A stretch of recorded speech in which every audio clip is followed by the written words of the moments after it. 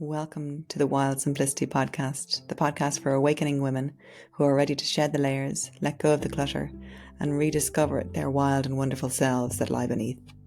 I'm Anna Day, and together we'll explore how to simplify, release what's no longer serving us, and embrace the possibility of living fully in this one wild and precious life. Whether you're a dreamer, a seeker, or someone who craves doing things differently, this space is for you. Let's dive in and awaken the magic within. Hi, and welcome back to the Wild Simplicity podcast. This is Anna. It's lovely to be here with you today. I am going to talk about the question, what if, today. I have woken up the last 2 mornings doing my morning pages, which is a practice that comes from The Artist's Way. For those of you that don't know The Artist's Way, written by Julia Cameron. So I started doing morning pages a good few years ago and have ebbed in and out of doing them. So at the moment I'm doing them consistently again. I think I stopped in August for a while, but before that I've been doing them for a good while as well, a good few months. And I just love them. It is the first thing I do when I wake up in the morning. So when I wake up, my alarm goes off. I get up earlier than everybody in the house.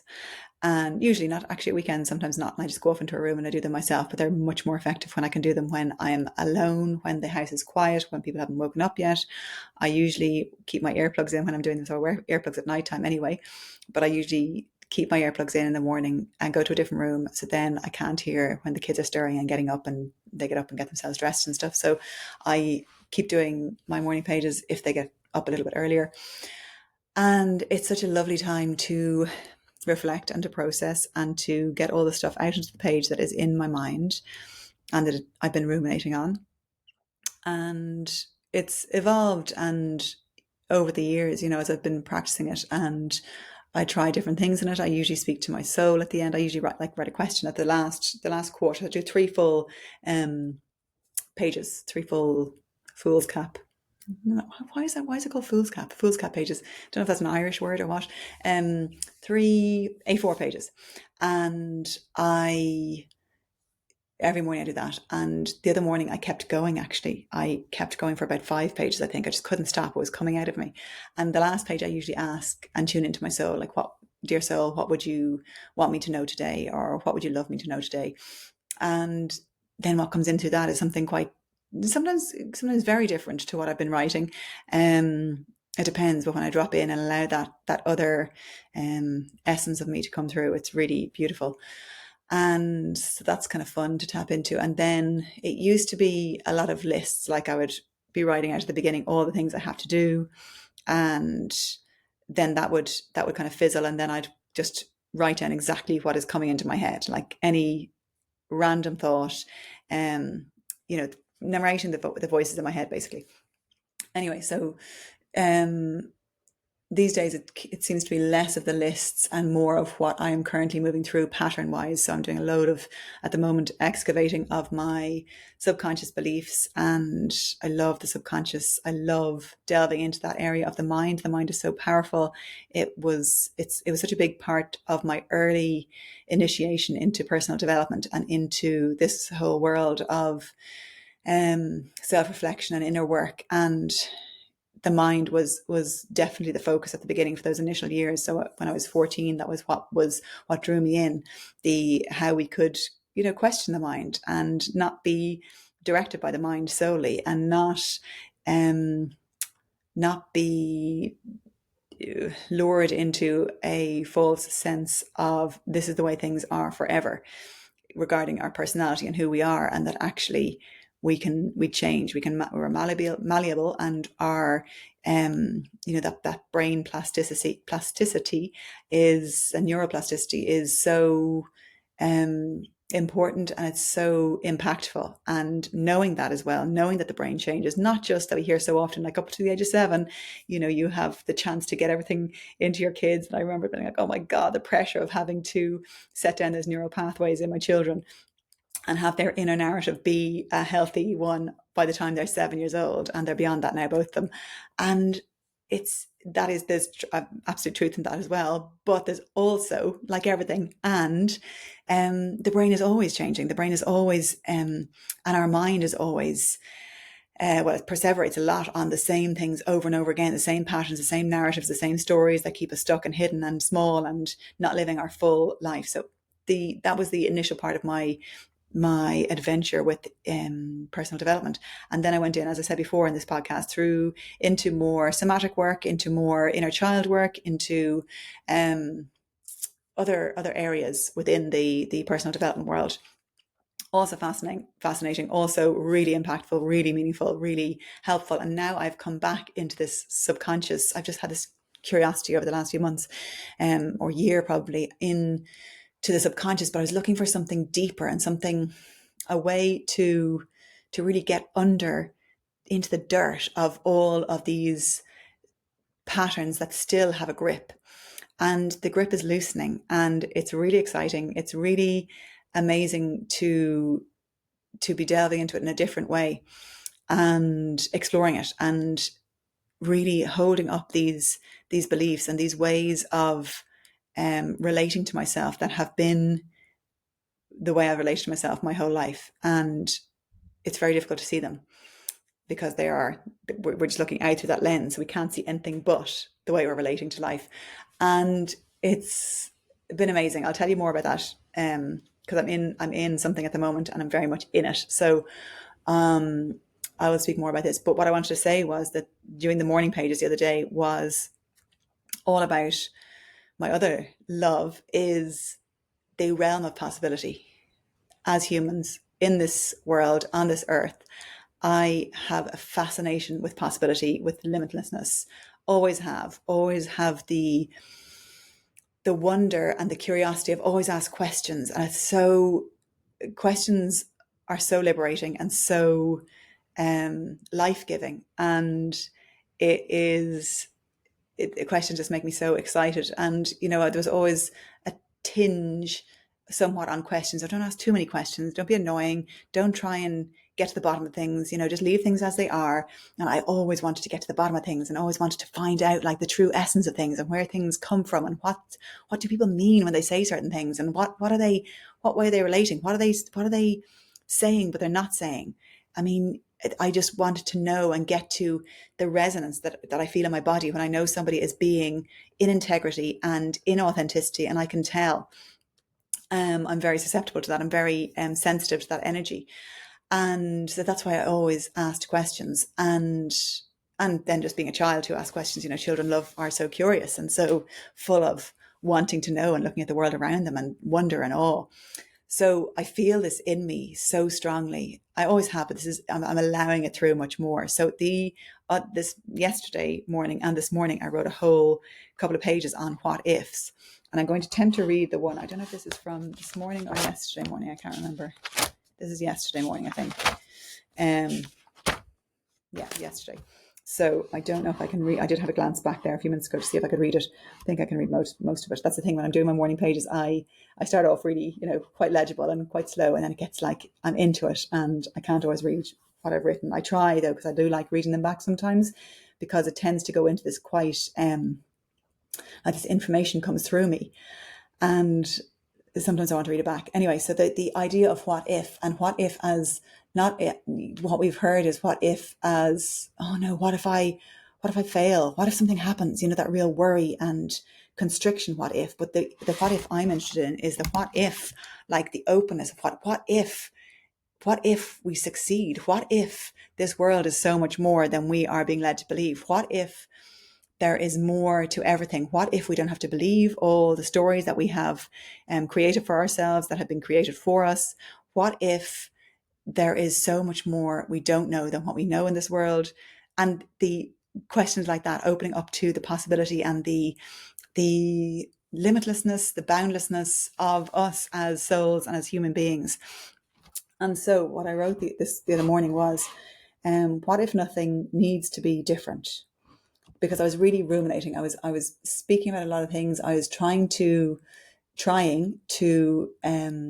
work out my patterns and trying to figure it all out, figuring it out. Like there was a real energy of trying, of wanting to fix, of wanting to get to the destination where I can get under all these limiting beliefs. And the what if question just relieved that from me. It just made me, big sigh of relief. And it was so liberating. So yeah, what if nothing needs to be different? So like, what if where you are, where I am right now is exactly where we need to be? What if we don't need to change anything about ourselves right now?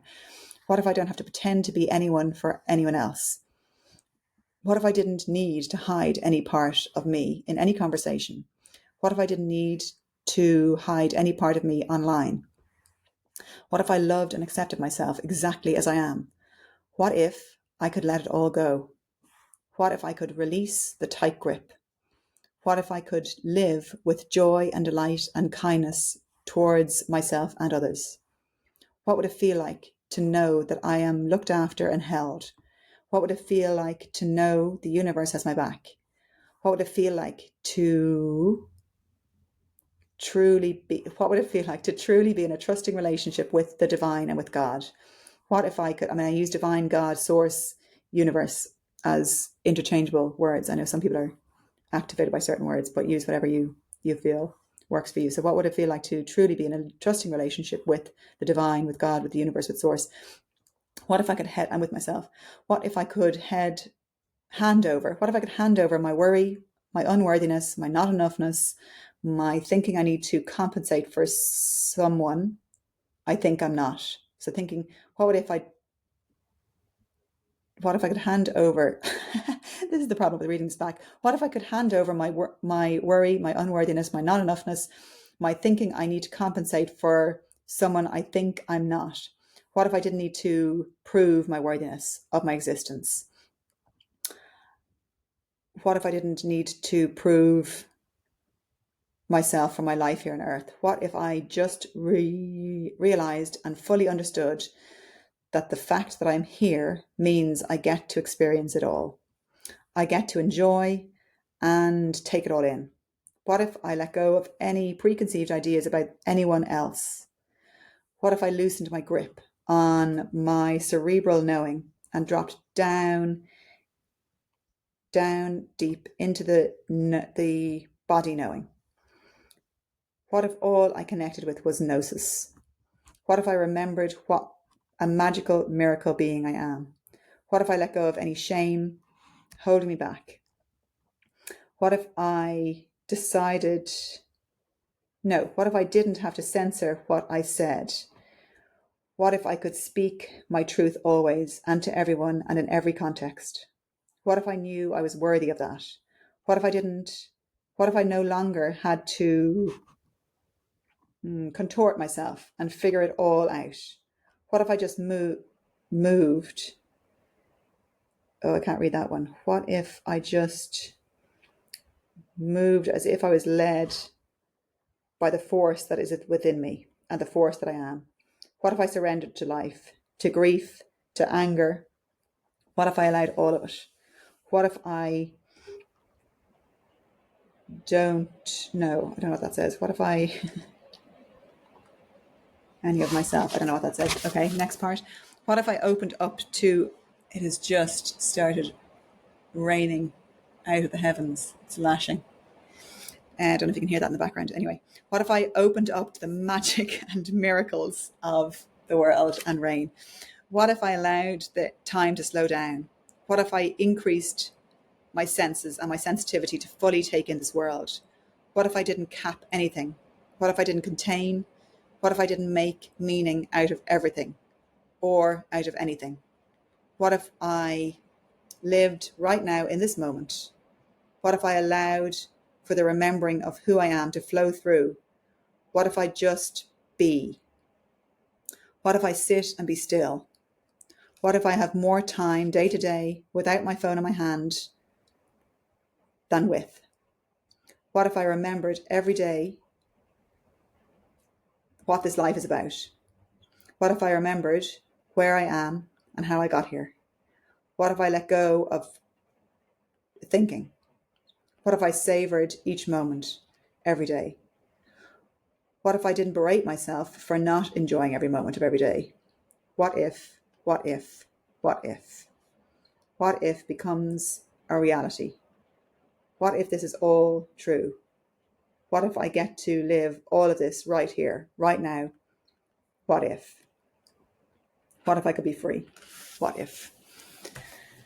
And reading that back now gives me such openness and expansion as well. And writing it at the time, I just felt elated and free. And you can apply it to anything. You can apply it to anything in your life. What if this is not a problem? What if this problem can be turned into a situation that I can have a certain perspective about? What if I can change my perspective on the situation? What if I can relate to this person in a different way? What if I can relate to my life in a different way? What if I can experiment with responding in a different way, with acting in a different way? What if I can accept the way I'm responding and acting right now? What if I can allow it all? What if I accept myself as I am right now, as uncomfortable as that feels, as cruelly as I'm speaking to myself right now, if there's a narrative going on that's really intense? What if I can allow everything to be as it is? What if I can invite in support for myself? What if I can invite in what I need in this lifetime?